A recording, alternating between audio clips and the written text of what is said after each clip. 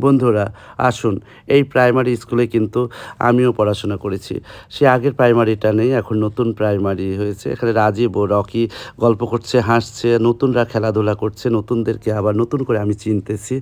ওরা আমাকে কম চিনে, তবুও আমি তার বাবা-মা তারপরে তাদের দাদাদেরকে চিনি। তাদেরকে পরিচয় করে সব নতুনভাবে পরিচিত হচ্ছে।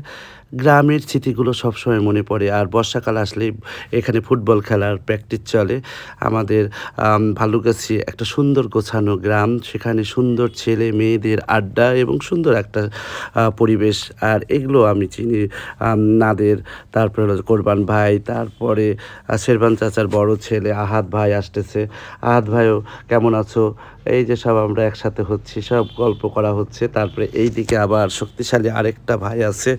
আজ ওনাকেও দেখাচ্ছে, এই যে সামাদ ভাই একসময় অনেক, অনেক কাজ করেছেন। এখন বয়স হয়ে যাচ্ছে সবাই। ভালো থাকবেন সবাই। ভাল্লুকাছির জন্য দোয়া করবেন। স্মৃতি তো স্মৃতি।